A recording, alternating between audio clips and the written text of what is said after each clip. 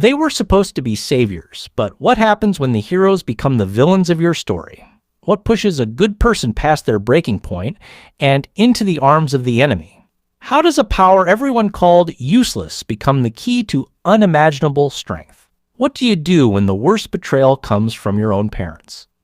And how far would you go if becoming a monster was the only way to survive? Today, we're looking at the ultimate payback stories, the top 10 anime where the main character gets betrayed only to join the very demons they once fought.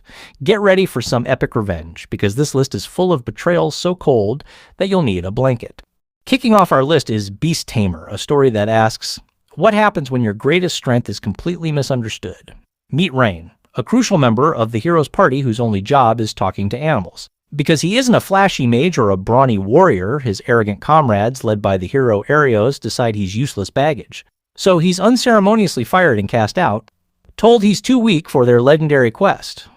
Alone and adrift, Rain believes his adventuring days are over. But his fate shifts when he rescues Kanad, a girl from the cat tribe, one of the world's most powerful species. By forming a contract with her, Rain discovers his useless skill has an incredible secret. He can borrow the immense powers of any ultimate species he tames. Suddenly, the man kicked out for being weak is on a fast track to becoming one of the strongest adventurers alive. While he doesn't go full-on evil and join the demon army, his story is the ultimate I told you so, as he builds a new loyal party that shows his old team exactly what kind of ultimate power they threw away. Coming in at number 9 is a much lighter, funnier take on betrayal. Welcome to Demon School, Iruma-kun. The betrayal here isn't from a party of heroes, but from the two people who should have protected him most, his own parents. In a shocking act of parental failure, Iruma Suzuki's awful parents literally sell his soul to a demon for cold, hard cash. Just like that, he's whisked away to the chaotic netherworld. But instead of being on the menu, Iruma finds himself adopted by the powerful demon Sullivan, who proudly enrolls him as his grandson in the Babel School for Demons. The culture shock is insane. Iruma, a human, has to survive in a world where the school anthem is about eating people, surrounded by demons who would devour him if they ever learned his secret. He isn't seeking revenge, but his entire existence becomes about adapting to the demon world after the human one so spectacularly failed him. It's a hilarious and surprisingly wholesome story about finding your real family, even if they have horns and tails. At number 8, we pivot into darkness with Guilty Crown. Shu Uma is a timid high school student whose life is violently upended when he gains the power of the king, an ability that lets him pull weaponized manifestations of people's hearts, called voids, from their bodies.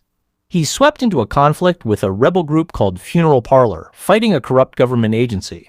But Shu's journey is a minefield of betrayals. He is used as a pawn by the rebel leader, Guy, and is even handed over to his enemies by those he thought were his friends. The true breaking point arrives when a tragedy throws his school into a state of quarantined chaos. Forced into a leadership role, the once gentle Shu transforms into a cold, ruthless dictator.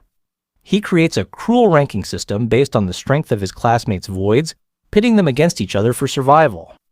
His dark evolution is a direct result of being pushed past his limits by everyone he dared to trust. He doesn't join a literal demon army, but he absolutely becomes the villain of his own story just to survive. Sliding into the number 7 spot is Ald Noah 0, featuring a protagonist with one of the most tragic falls from grace in anime. Slain Troyard is an Earthling living on Mars, a pariah constantly bullied and abused by the ruling Martian Verse Empire. The only light in his life is Princess Asylum, the one person who shows him kindness, and his loyalty to her is absolute. But his life is a waking nightmare of betrayal. He's tortured by his own commanders, manipulated by nobles, and even shot and left for dead by the very people he's trying to help. The final straw comes when he feels betrayed by Princess Asylum herself, who appears to have sided with his Earthborn rival Inaho. Believing that the only way to protect her and her ideals is through absolute power, Slain embraces the role of the antagonist. He masterfully claws his way up the ranks of the Verse Empire, becoming a brilliant and ruthless military leader waging a devastating war on Earth. He joins the enemy not out of malice, but from a twisted, heartbreaking sense of love, making his transformation from a kind boy into a feared warmonger truly tragic. At our number 6 spot is a story that perfectly embodies this theme, Tokyo Ghoul. Ken Kaneki starts as a normal, bookish college student. His life is shattered when a violent encounter with a ghoul, the flesh-eating monsters living in society's shadows, turns him into a half-ghoul, half-human hybrid. Thrust into a world he doesn't understand, he finds himself betrayed by his own humanity. He's hunted by investigators and feared by ordinary people. This culminates in his capture and brutal torture by a ghoul organization called Awagiri Tree, an experience that completely breaks him, turning his hair white and forging his gentle personality into something cold and merciless. To survive and protect his new friends, he must leave his human side behind. He makes the fateful decision to join Awagiri Tree, officially siding with the monsters he was always taught to fear. Kaneki's story is a brutal examination of what happens when you're cast out by your own kind and forced to find a new identity among the enemy. At number 5, we have the Demon Lord of Excalibur Academy, which cleverly flips the script. The main character, Leonis, was already one of the most powerful demon lords 1,000 years ago. Before being sealed away by the era's heroes, he cast a spell to ensure his resurrection. He wakes up a millennium later, but there's a major problem. He's now in the body of a 10-year-old boy. The world is unrecognizable, and he's quickly taken in by a kind girl named Roselia, who enrolls him in Excalibur Academy, a school that trains children to fight the very monsters he used to command. So, while he wasn't betrayed by a hero's party in the traditional sense, you could say he was betrayed by time itself, awakening to find his kingdom and armies gone. Now, he must navigate the absurdities of playing the part of a young hero in training, all while secretly plotting to rebuild his demonic forces and resume his plans for world conquest. At number 4 is The Banished Former Hero Lives as He Pleases. The title gives you the whole story. Our protagonist, Alan, was the heir to a noble family, but is abruptly kicked out and stripped of his title because his family deemed him a failure for having a low level. The betrayal is swift and cold, leaving him with nothing. But here's the twist. Alan secretly possesses the memories and overwhelming power of his past life as a legendary hero, and all he really wants is to live a quiet life, free from responsibility. Of course, the world refuses to leave him in peace. When his ex-fiancée finds herself in danger, assassins are sent after him, dragging him right back into the action he tried to escape. While Alan doesn't join the demon army, his banishment causes him to completely abandon the hero system that cast him aside. He's a guy who realized that being kicked out was the best thing that ever happened to him, and now he just uses his overpowered abilities however he pleases. Cracking our top 3 is the legendary revenge epic, Arifureta. High schooler Hajime Nagumo and his entire class are suddenly transported to a fantasy world to act as its heroes. While his classmates are gifted with incredible combat skills, Hajime is stuck with the seemingly useless ability of transmutation. During a perilous dungeon dive, one of his jealous classmates betrays him, sending him plummeting into the deepest, most dangerous level of the labyrinth. Left for dead and surrounded by horrifying monsters, Hajime survives by shedding his kindness and compassion.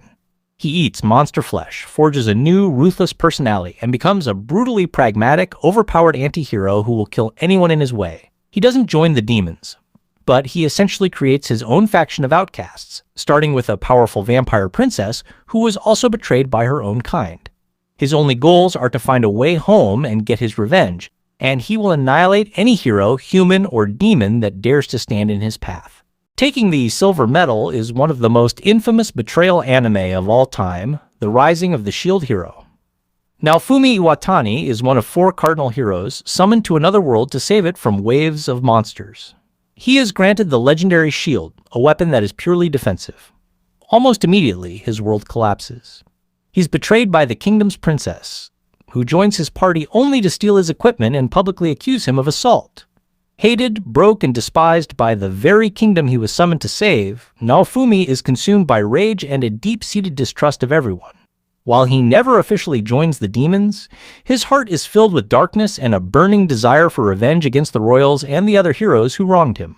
He is forced to operate from the shadows, using shady methods and partnering with a demi-human slave, Raftalia, who the kingdom itself views as a monster. Naofumi becomes a dark, pragmatic anti-hero who proves that sometimes the greatest villain is the one that society creates.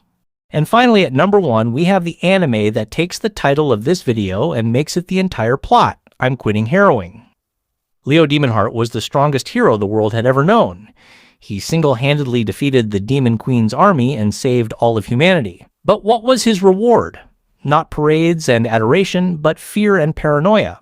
The very people he saved grew terrified of his immense power, worried he might become the next great dictator. So, the king exiles him. Jobless, hated, and utterly alone, Leo makes a surprisingly logical choice. If the humans don't want him, maybe the demons do. He walks right up to the Demon Queen's castle, the one he just finished wrecking, and applies for a job to help them rebuild their army. This is the ultimate story of an MC betrayed by everyone who literally joins the demon side. He uses his heroic skills and inside knowledge of humanity to fix the demon army's budget, sort out their supply chain, and even handle HR disputes, all while trying to keep his old identity a secret. It is the most direct and perfect example of our theme. And that's our list. These stories show that getting kicked to the curb can sometimes lead you down a much more interesting path, even if it's a dark one. From cynical anti-heroes to literal demon generals, these MCs prove what happens when you push a good person way too far. What's your favorite hero gets betrayed anime? Did we miss one that you think belongs on this list? Let us know down in the comments.